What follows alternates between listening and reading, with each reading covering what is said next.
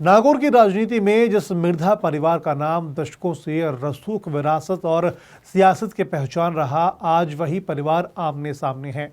मुद्दा सिर्फ 150 गज जमीन का नहीं, बल्कि मुद्दा है पूर्वजों की समाधि, आस्था बनाम कानून का। और अब यह लड़ाई सोशल मीडिया से थाने तक पहुंच चुकी है। जोधपुर में सुतला इलाके का एक फार्म हाउस, जहां कभी एक ही परिवार की विरासत बसती थी, आज वही खड़ी एक दीवार जो जमीन नहीं बल्कि रिश्तों को दो हिस्सों में बांट रही है। पूरा मामला घूमता है 150 वर्ग गज के उस समाधि स्थल के इर्द गिर्द, जहां 1982 में गोगी देवी की समाधि, 1987 में रवि मिर्धा, 96 में नागौर की राजनीति के स्तंभ नाथुराम मिर्धा और एक 9 वर्षीय बच्चे की समाधि पहले से मौजूद है। अब इसी स्थान पर मनीष मिर्धा अपने पिता भानुप्रकाश मिर्धा की अंतिम इच्छा पूरी करते हुए समाधि बनवा रही थी, लेकिन तभी मौके पर पहुंची पुलिस और निर्माण रुकवा दिया। मनीष ने 15 जनवरी की रात सोशल मीडिया पर भावुक पोस्ट लिखी कि 2004 के बंटवारे में यह तय हुआ था कि यह समाधि स्थल साझा और न्यूट्रल ग्राउंड रहेगा। मैंने इसके बदले दोगुनी जमीन देने की पेशकश भी की थी।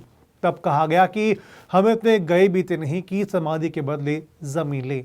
फिर आज यह निजी संपत्ति कैसे हो गई? मनीष का कहना है कि यह राजनीति नहीं बल्कि एक बेटे का फर्ज है। उनके मुताबिक पहले भी प्रॉपर्टी विवाद में विरोधी पक्ष रेवेन्यू कोर्ट से लेकर के सुप्रीम कोर्ट तक हार चुका है। विदेश में मौजूद ज्योति मिर्धा ने एक्स और फेसबुक पर लंबी पोस्ट में आरोपों को सिरे से खारिज किया।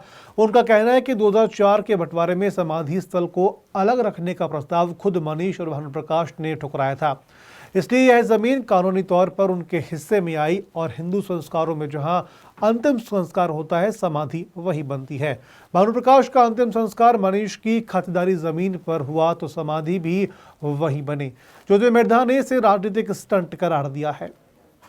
14 जनवरी को मामला तब और गंभीर हुआ जब ज्योति मिर्धा के केयरटेकर ने प्रतापनगर थाने में एफआईआर दर्ज करवाई। आरोप है कि मनीष मिर्धा 10-12 लोगों के साथ फार्म हाउस में घुसे, चौकीदारों को धमकाया, चाबियां छीनी और समाधि स्थल में तोड़फोड़ की।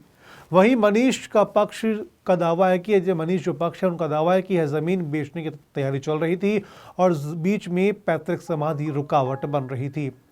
एक तरफ कानून बंटवारा और खातिरदारी का दावा, दूसरी ओर आस्था, परंपरा और पिता की अंतिम इच्छा। यह सिर्फ जमीन का विवाद नहीं रहा, यह अब नागौर की सियासत में विरासत की सबसे सार्वजनिक लड़ाई बन चुकी है। तो सवाल आपके सामने है, क्या समाधि स्थल सच में साझा था? क्या जमीन बेचने की तैयारी चल रही थी, या फिर यह पारिवारिक विवाद सियासी अखाड़ा बन चुका है? आप क्या मानते हैं? क्या मनीष मिर्धा एक बेटे का फर्ज निभा रहे हैं, या कानून के दायरे में ज्योति मिर्धा सही है? अपनी राय कमेंट में जरूर लिखें।